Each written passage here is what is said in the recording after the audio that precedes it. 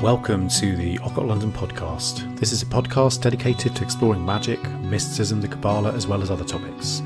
If you're enjoying what you're hearing, please take a moment to leave us a review and a rating on iTunes or wherever you tune in. It really helps more folks find us and helps us to continue to get this message out there. Also, don't forget to check out occultlondon.co.uk to subscribe. And if you're feeling extra supportive, consider backing us on Patreon, or you can also find us on Buy Me a Coffee. Every little bit goes a long way in keeping the show alive, and a massive thanks to all those who have already supported us in that way, and also to those of you who just show their appreciation through a nice email. Now let's dive into today's episode. In our last episode, we were looking into some of the symbolism and magic of the magical circle. And at the heart of this circle often lies a square or a central cross. And this design effectively splits the circle into four distinct quarters, each representing a cardinal direction: east, south, west, and north. In the tradition of Western magical traditions, these quarters are recognised as the watchtowers. And this is what I wanted to discuss today in terms of some of their background and symbolism, and also how and why the quarters are called. While the precise origins of the system of dividing the quarters into four remains a bit of a mystery, some scholars have speculated that its roots may trace back to the earliest magicians' perceptions of astrology. And if you think about the circle as being a symbol of the infinite, the divine, the quarters, on the other hand, symbol our terrestrial plane and the elemental world. The circle and its quarters then come together to mirror not just the stars, but also our understanding of the universe, the bringing together of the macrocosm and the microcosm. As William Lilly once observed, the fourfold aspect within the circles clearly relates to the divisions of the terrestrial world, while the circles themselves refer to the celestial sphere. As such, the names of the times and planetary spirits are found circling the earth like the stars above the firmament. Diving deeper, the symbolism associated with the four directions is intrinsically tied to the material world around us. This symbology really kind of harmonises with other concepts linked to the number 4. For instance, if we think about a square, which signifies Earth with its four sides aligning with the cardinal directions, this pattern extends further. So the four facets of our being: physical, emotional, sensational, and spirit, the four states of matter: gas, liquid, solid, and plasma, and even the four elemental forces that weave the fabric of our universe: strong, weak, gravitational, and electromagnetic.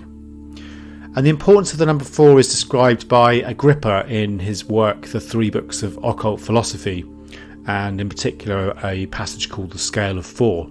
And he writes, "And the Pythagoreans call it the perpetual fountain of nature, for there are 4 degrees in the scale of nature: to be, to live, to be sensible, to understand.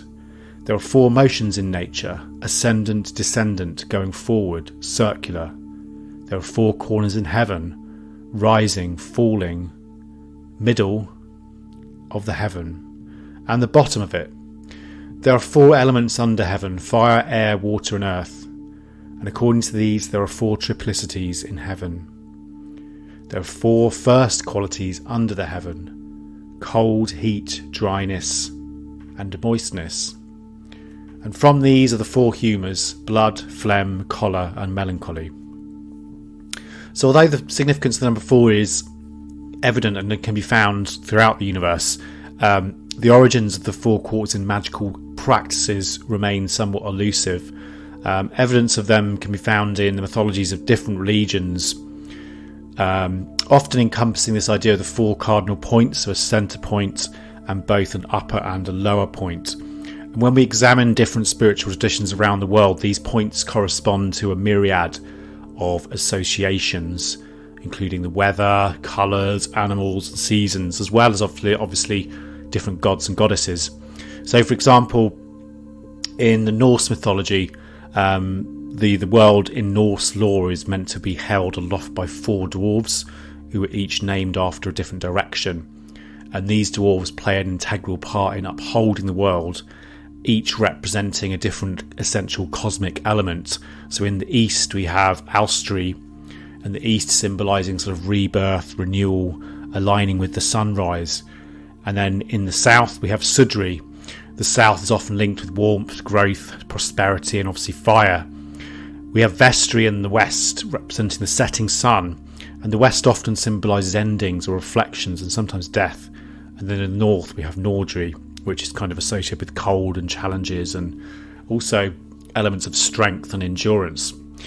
If we move to Greece as well, in ancient Greeks, they envisioned the world as being surrounded by deities known as the anemoi, who were the gods of the 4 winds, and these were namely Boreas, the north wind, Zephyros, the west, Notos, the south, and Euros, the east. And each of these winds was associated with a season. So Boreas was the cold breath of winter, Zephyros the god of spring, and Notos the god of summer rainstorms. And also there's some theories with regards to the Greek attributes, in terms of it may be one of the origins of some of the LBRP symbols from that ritual. Also in ancient Egypt we find the sons of Horus, who are considered to be not only guardians of the cardinal directions, but they also preside over the vital organs during the mummification process.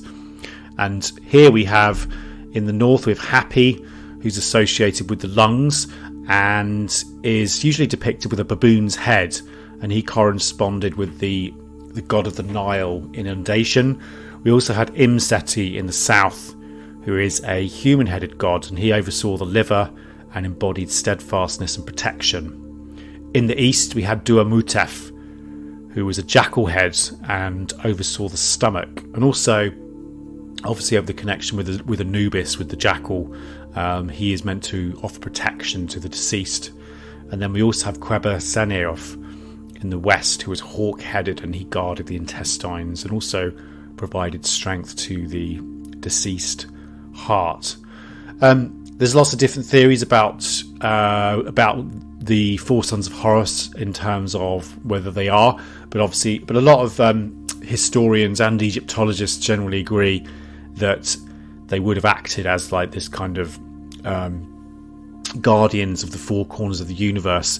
There's an Egyptologist called Martin J. Raven who argued that the primary purpose of the sons of Horus was to act as the 4 corners of the universe and the 4 supports of heaven, and only secondarily with the protection of the body's integrity. And the association of the sons of Horus with the earth's cardinal directions is also found in one scene in the pyramid texts, where they are described as birds flying out to the 4 corners of the cosmos, and they herald the accession of King Ramesses II to the throne. And I'll just read this passage out. Imseti, go south, that you may declare to the southern gods that Horus, son of Isis and Osiris, has assumed the crown and the king of Upper and Lower Egypt. Usamatre, Setempene, has assumed the crown. Happy, go north, that you declare to the northern gods that Horus, son of Isis and Osiris, has assumed the crown and king of Upper and Lower Egypt. Usamatre, Setepende, has assumed the crown. Duamutev, go east, that you may declare to the eastern gods that Horus, son of Isis and Osiris, has assumed the crown and the king of Upper and Lower Egypt. Usamatre, Setempendre, has assumed the crown. Quebeseniuf, go east, that you may declare to the western gods that Horus, son of Isis and Osiris, has assumed the crown and the king of Upper and Lower Egypt. Usamatre, Setependre, has assumed the crown. And that's a quote from the pyramid texts, just talking about it. So you can obviously see from that there are some elements of that in terms of this idea of the four sons of Horus each being attributed to a different cardinal direction. We also see this in Hindu and Tibetan, in ancient Chinese and Aztec, as well as in Celtic lore. And obviously I'm not going to go through all of these in detail. You can look them up. But what we can really find from these narratives, and there's one thing that really remains clear, is this universal significance of the cardinal points. It's not just a coincidence, it's a testament to our shared human desire to understand and connect with the world around us, to unite the microcosm and the macrocosm, and also have some kind of control over the world around us. From a magical perspective, ancient connections and hints are also evident in relation to the four quarters and the elements. For example, in certain spells in the Greco-Egyptian rituals from the PGM, magicians would ceremonially pour powers or liquids towards the four directions. And we also have mention of the four directions in PGM 14, which is under the title "This is the consecration for all purposes, the spell to Helios." And the opening to this beautiful ritual goes as follows: I invoke you, the greatest God, eternal Lord, world ruler. I, who are over the world and under the world, mighty ruler of the sea, rising at dawn, shining from the east for the whole world, setting in the west. Come to me, you who rises from the four winds, joyous Agathos, daemon, for whom heaven has become the processional way. I call upon your holy and great and hidden names which you rejoice to hear. The earth flourished when you shone forth. The plants became fruitful when you laughed. The animals begat their young when you permitted. Give glory and honour and favour and fortune and power to this charm which I consecrate today. And that's a text from the PGM spell to Helios. And that's a really powerful invocation to work with. As you can see, it does mention about the four directions there, the four winds, which again is interesting. Obviously, it's part of this magical tradition. Also, in ancient Roman traditions, we have the tradition of the Lares, who were tutelary spirits or guardians of the crossroads. And this concept parallels the idea of a distinct guardian for each quarter. For example, we have a prayer to the Lares from Tibullus 110 to 1525 that praised them as act as guardians. And I quote, Lares, gods of my father, preserve me. While young and still nursing, you guided me when I played at your feet. Let none profane your antique images, rough-hewn statues set upon altars of upturned sod, then dwelled among our grandfathers. In those days, humble reverence provided with sweet honey alone. You stayed in meagre shrines made of twigs and tattered robes. The gods were pleased with offerings of grapes and wreaths of wheat set upon carved heads. Granted his wish, a man would bring you honey cakes and set his virgin daughters to attend your little shrines. Lares, turn away from us those who scheme against us with their bronze weapons. And as you can see from that quote from the Roman tradition, although it doesn't actually particularly specify actual directions being attributed to the Lares, if you think about the Lares as being this spirit that inhabited the crossroads, it's almost getting very similar to some of the traditions in the Western mystery tradition with regards to the idea of kind of archangels at each quarter, or elemental beings as well. Also, in the grimoiric magical traditions, we find references to the four quarters, although there are variations and correspondences and orientational considerations based on the specific grimoire. So while the usual pattern in most modern traditions places air in the east, fire in the south, water in the west, and obviously earth in the north, and it's often an arrangement attributed to the four winds of the earth plane. Some grimoires, such as the Key of Solomon, have more of a stellar arrangement based on astrology, so you often will find fire being placed in the east, earth in the south, air in the west, and then water in the north. And this is mentioned in a section of the text that gives directions on the construction of a magical carpet, where we have Michael, fire, in the east, Raphael, air, in the north, Gabriel, water, is in the west, and then Muriel, earth, is in the south. And the actual text of this goes as follows, and I'm going to quote the whole thing. Make a carpet of white and new wool, and when the moon shall be at her full, in the sign of Capricorn and in the hour of the sun, thou shalt go out into the country away from any habitation of man, in a place free from all impurity, and shalt spread out thy carpets, that one of its points shall be towards the east, and another towards the west, and having made a circle without it and enclosing it, thou shalt remain within upon the point towards the east, and holding thy wand in the air for every operation, thou shalt call upon Michael, towards the north upon Raphael, towards the west upon Gabriel, and towards the south upon Muriel.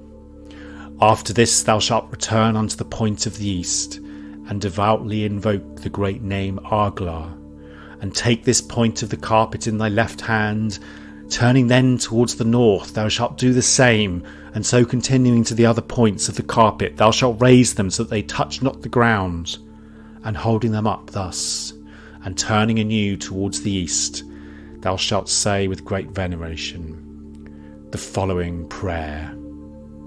And then it goes on into a prayer. But as you can see, the attributions of the archangels are very different within that particular within that particular one, because we've got Michael obviously in the east, we have Raphael in the north, which is air, and then Gabriel is in the west, and then earth is actually in the south. So the only one that's kind of normal is Gabriel, which is in the west. Moving on from the Key of Solomon, we also find that John Dee discusses this idea of the four quarters in terms of the watchtowers, and these were later incorporated into the Golden Dawn Enochian system. The Enochian tradition, obviously brought to public prominence by John Dee and Edward Kelly in the 16th century, is one of the earliest references to the use of watchtowers, and it also includes invocations of the angels overseeing the four quarters of the terrestrial realm.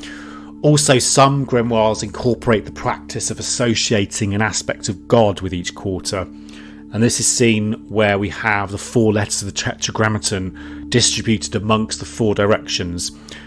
There's also certain Kabbalistic traditions which involve permutations of the divine name or the Tetragrammaton, yielding 12 variations which are known as the 12 banners of the holy name. We did quite a few episodes on the Tetragrammaton, so if people want to find out more about that, then by all means go through the back catalogue and find them.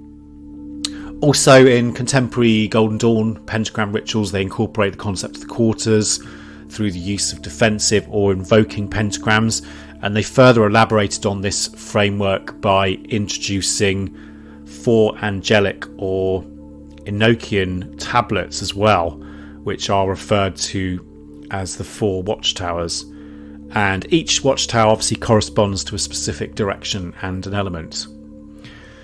And this tradition is likely, one of the main things that popularised the notion of watchtowers or guardians in ceremonial magic as being protectors of the four cardinal points of the quarters.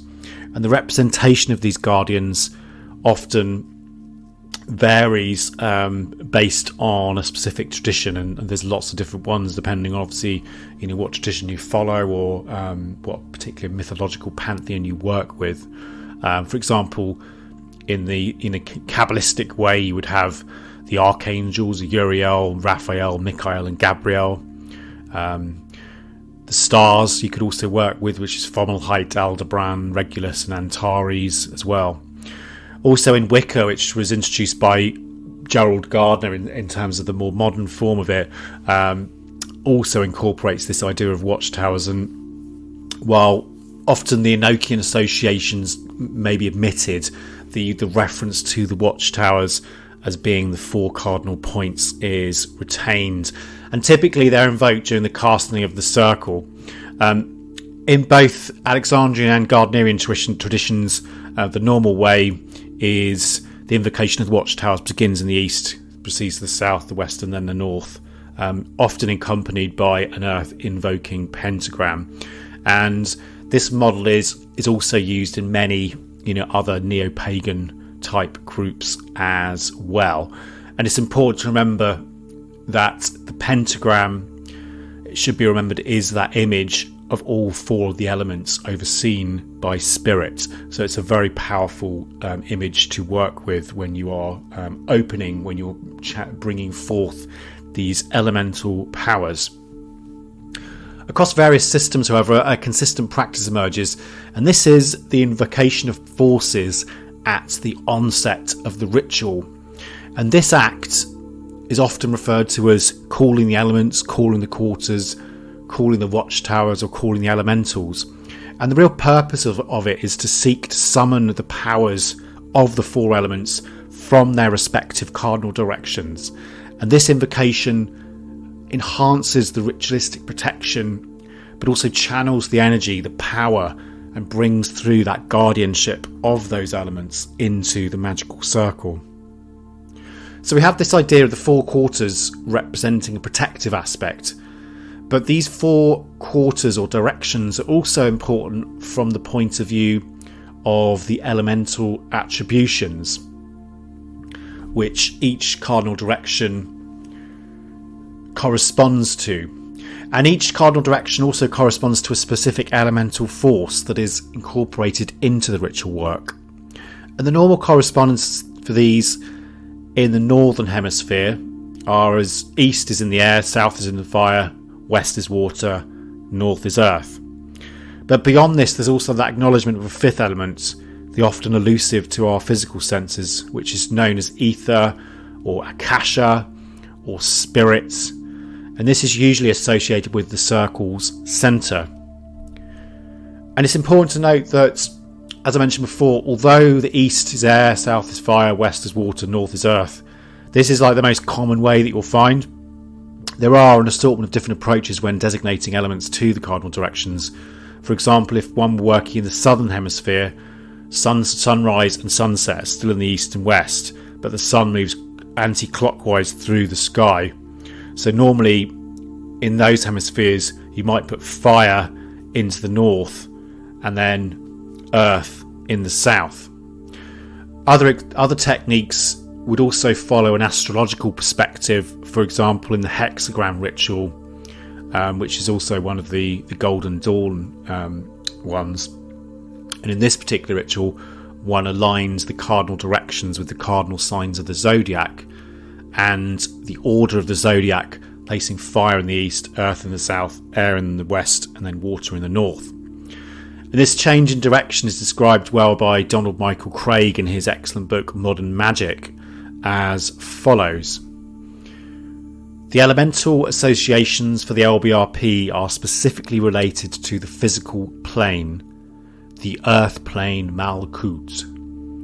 The elemental associations for the hexagrams are associated with a higher plane, specifically the level associated with the zodiac. On the earth plane, most of us are familiar with the elements as water to the west, air to the east, fire to the south, and earth to the north. On the zodiacal level, the signs follow a natural order called the triplicities because it repeats 3 times through the zodiac. The first sign, Aries, is a fire sign. The second sign, Taurus, is an earth sign. The third sign, Gemini, is an air sign. The fourth sign, Cancer, is a water sign. This structure, fire, earth, air and water, repeats twice more for the remaining 8 signs of the zodiac. It also forms the pattern for use with the hexagrams on this higher zodiacal plane. East is fire, south is earth, west is air and north is water. That's a quote from Donald Michael Craig, Modern Magic. So, yeah, despite there being lots of different variations on it, In this discussion, I'm primarily going to be using the normal way, which is the one I personally use, which is east is air, south is fire, west is water, and north is earth. So we have the 4 directions, each assigned to an element, but why are we working with the elements in this way? And what is their significance in the magical circle? Well, Vivian Crowley, I think, eloquently describes these elements and elementals in terms of energy states with differing molecular vibrations when she wrote the following. The elements can be envisioned as energy in diverse states, each with molecules vibrating at unique speeds. Esoteric teachings portray the physical universe as a composition of energy in 4 distinct forms. Earth signifies energy at its densest, when molecules solidify into tangible shapes. Water, less dense, assumes solidity only when confined. Fire displays enough form to be visible, yet remains elusive to touch. Air devoid of form moves so rapidly, it's only observed through its influence, such as wind rustling trees. In our world, the sky and wind resonate with air, the sun with fire, the sea with water, and the land with earth. The ethereal 5th element, ether, straddles the physical realm, creating force fields around tangible objects, while ether's rapid motion escapes the naked eye, developing etheric sensitivity through practices like Wicca or magic, allows us to discern those force fields or the etheric parallels of physical entities. What many perceive as an aura is a fragment of this force field extending slightly beyond our physical forms, often termed the etheric body.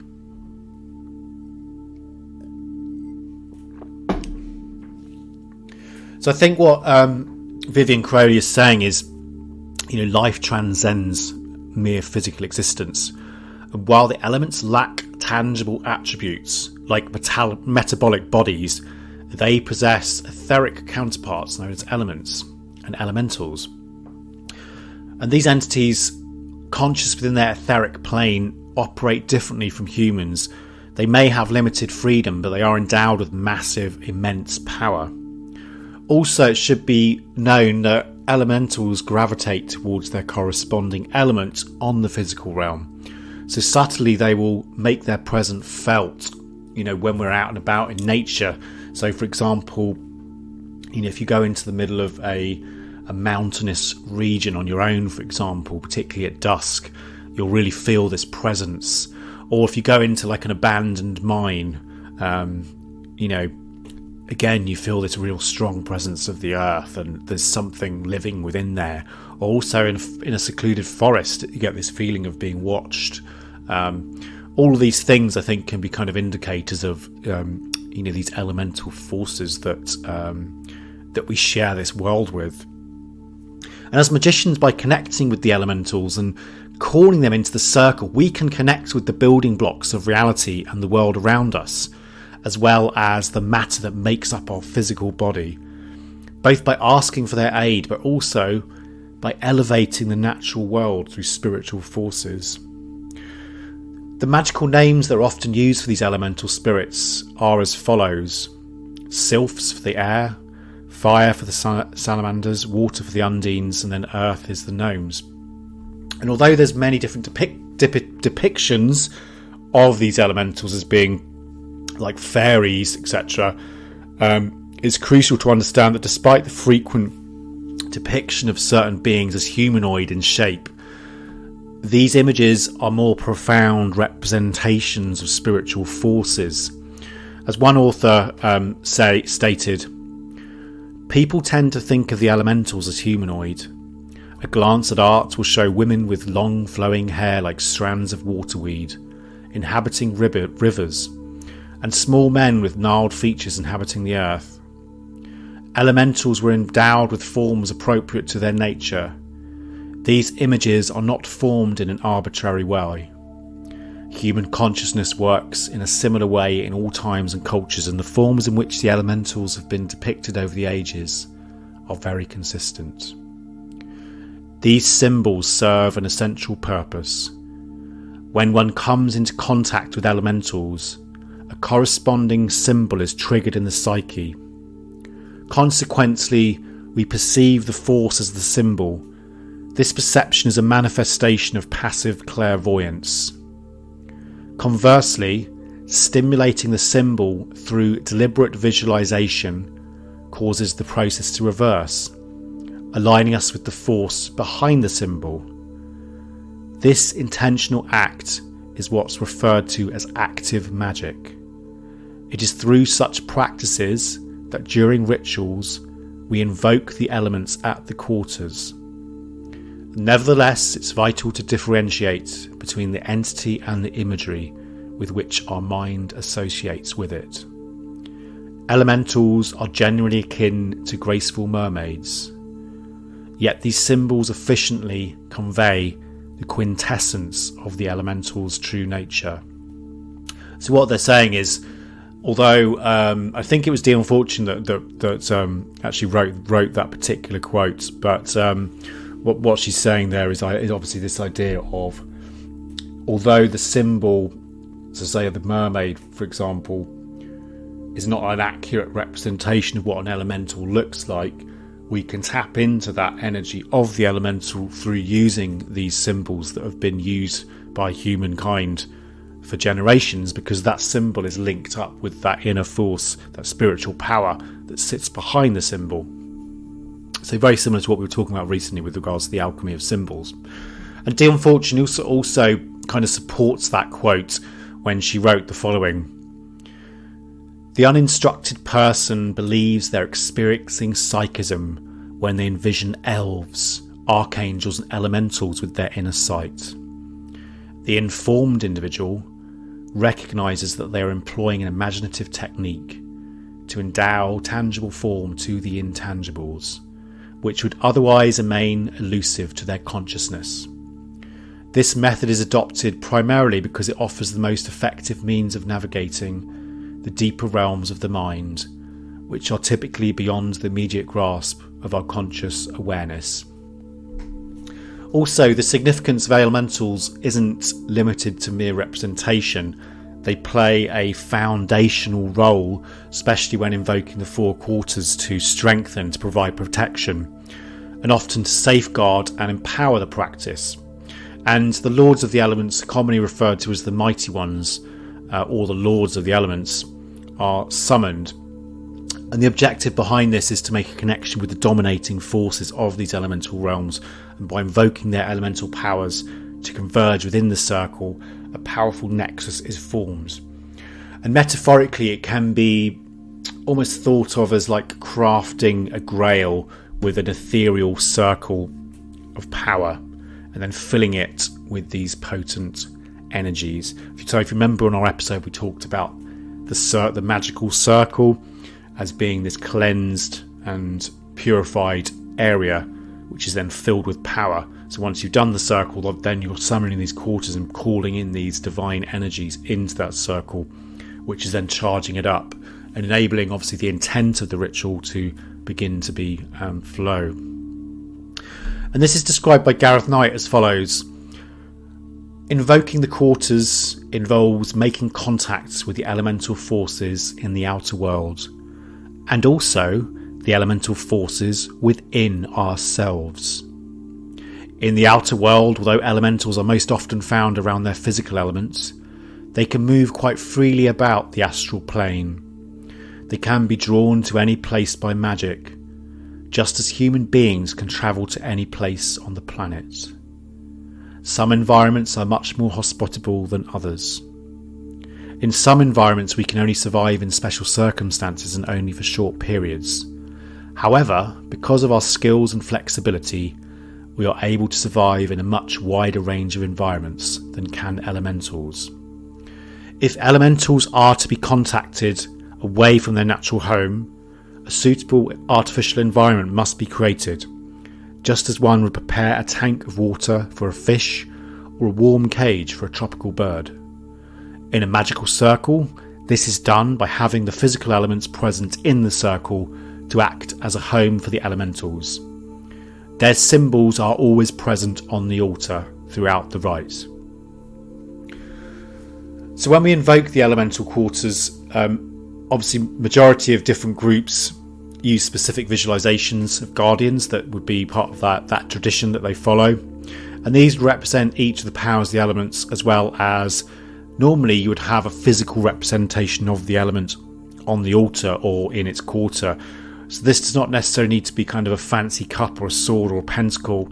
The important thing is that it magically symbolizes the element within you.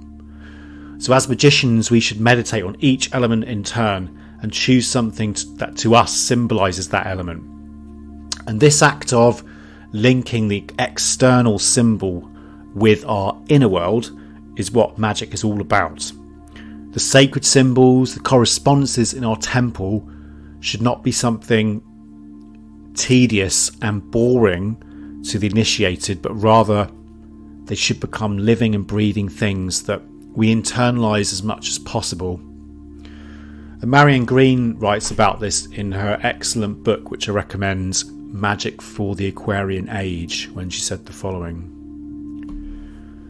the four elements are very important because they form the key that links the inner workings of magic with the outer ones. When you begin to examine your character, perhaps with the aid of your horoscope, you will find that you had certain planets in the signs ruled by the different elements. Earth signs are Taurus, Virgo and Capricorn. Water rules Cancer, Pisces and Scorpio. Fire is Aries, Leo and Sagittarius. And the air signs are Gemini, Libra and Aquarius. Each makes a kind of filter, like colour filters in photography, so that it affects and colours the effects that the planets have upon the individual character. You'll probably have come to see that you have an earthy nature, a water or emotional side, a fiery temper or an airy-fairy imagination.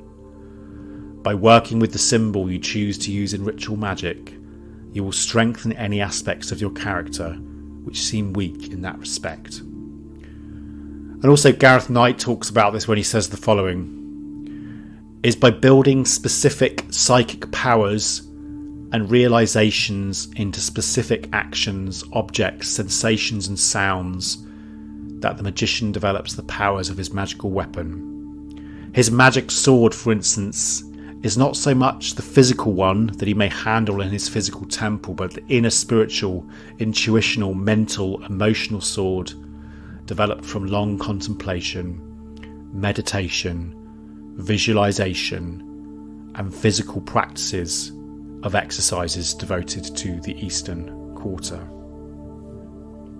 And in lots of different magical traditions, there's lots of different ways that you could do this, obviously, in terms of how you link those symbols. So some people may be inclined towards Celtic totem animals at the quarters. You might also have the four holy living creatures from the vision of Ezekiel.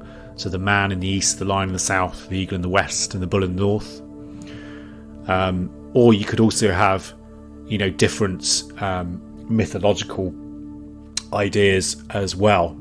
But diverse as these traditions may be, they often harbour deep symbolic representations of, masculine and feminine energies. In some traditions, the circle embodies the feminine, with the quarters emanating the masculine energy. But irrespective of the chosen system, it's really important that you kind of have consistency. So generally speaking, it's best to adhere to a specific system rather than chopping and changing. So having a Kabbalistic archangel in one quarter and then having a Celtic totem animal in another and an Egyptian god in another tends to make it a little bit messy. You want to try and generate a system that accumulates and amplifies power over time. So it's repeated use, repeated practice, repeated visualizations that really sort of start to build it up.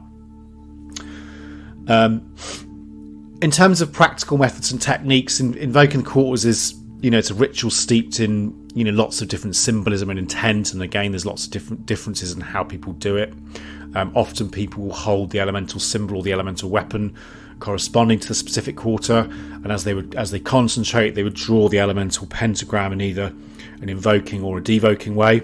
And you can check out our episode on pentagrams if you want to find out more about these. So, for example, for the east, you could use like a smoking censer, a lamp in the south, water in the west, and the pentacle in the north.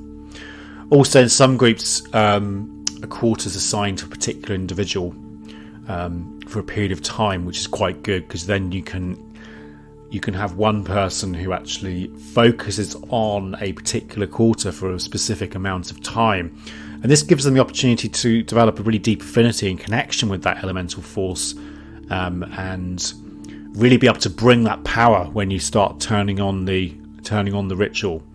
So that's a really good idea to do.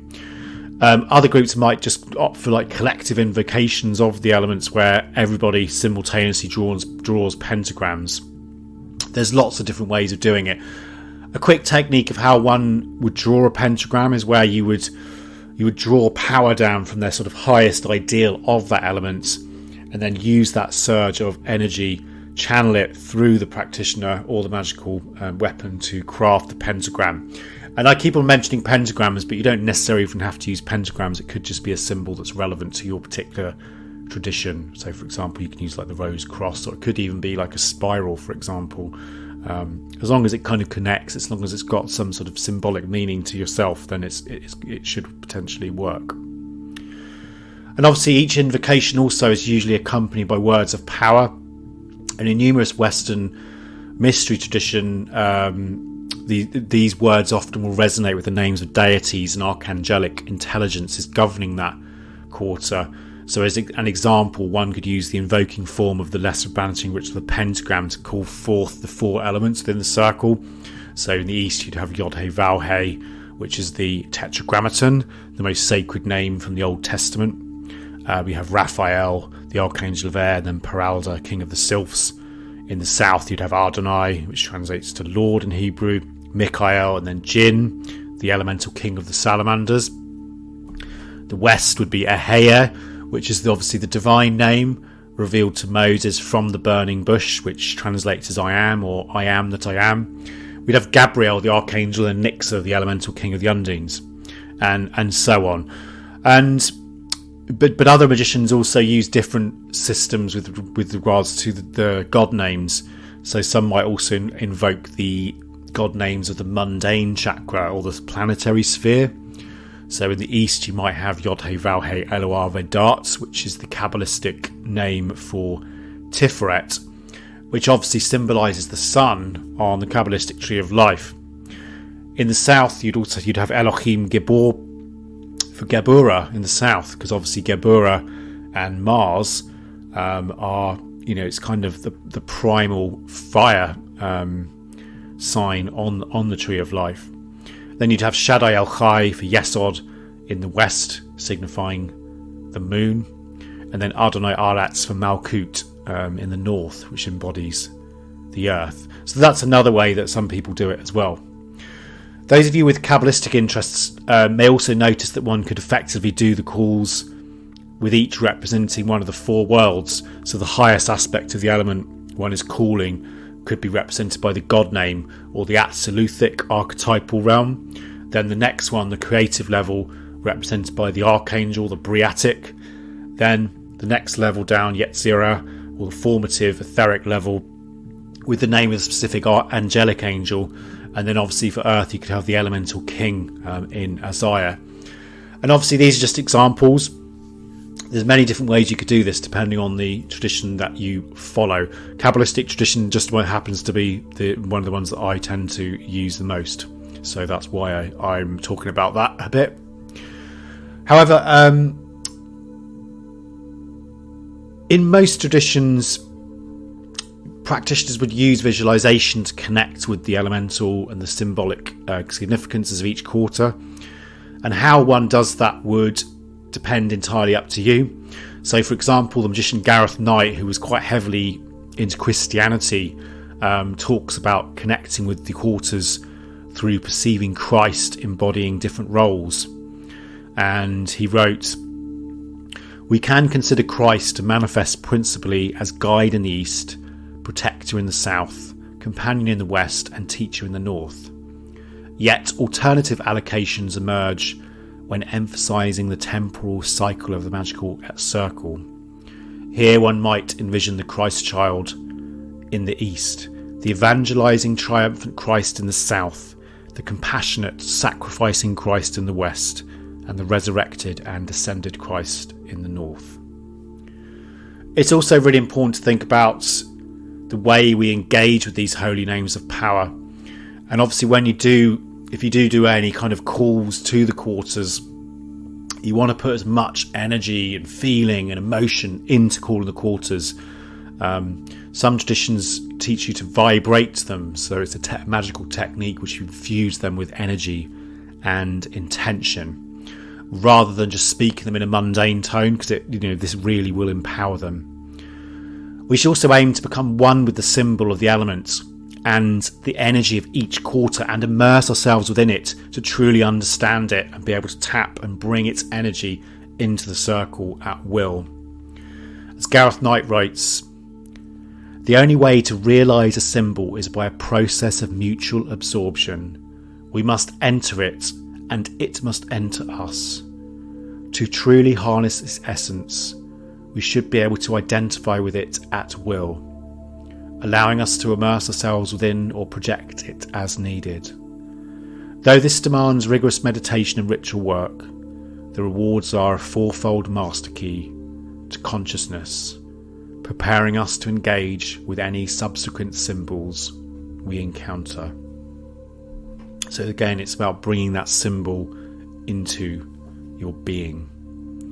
And from this, it's evident that both the circle and its quarters, they're filled with symbolism, and they connect not just with elemental energies, but also in a way serve as mirrors, reflecting the intricate depths of ourselves. And as we continue this series in future episodes, I'll be looking at this kind of idea more deeply, in terms of looking at the cardinal directions from a kind of inner aspect, a magical aspect, and how we can work with those energies in greater depth. That's all we've got time for now. However, I wanted to finish by saying that the art of magical practices isn't just about rituals or symbolism. It really is a journey, and it is a discipline that you need to kind of continue with and follow. Through understanding and aligning with the energies of the circle and its quarters, we can tap into deeper consciousness and also unlock insights into their true nature. And as we continue this exploration, I hope that some of this information may be useful to people that have got a lot of experience in this stuff, and also people that are new to the craft, and really kind of foster a deeper connection with the world around us, but also the universe within you. And also, if you have enjoyed this episode and you want to find out more about the esoteric symbolism of the four quarters, then do keep listening, as we will be releasing more content on this over the coming weeks and months.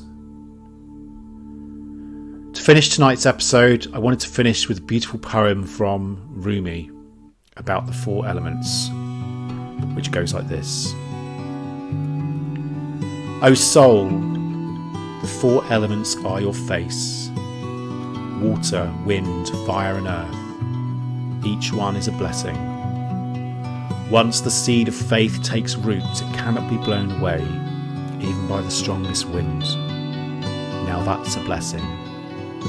I bow to you, for the dust of your feet is the crown on my head, and as I walk towards you, every step I take is a blessing. His form appeared before me just now as I sing in this poem. I swear, what a blessing, what a blessing. Every vision born of earth is fleeting, every vision born of heaven is a blessing. For people the sight of spring warms their hearts, for fish the rhythm of the ocean is blessing. The brilliant sun that shines in every heart, for heaven's earth and all creatures what a blessing. The heart can't wait to speak of this ecstasy. The soul is kissing the earth saying, O God, what a blessing.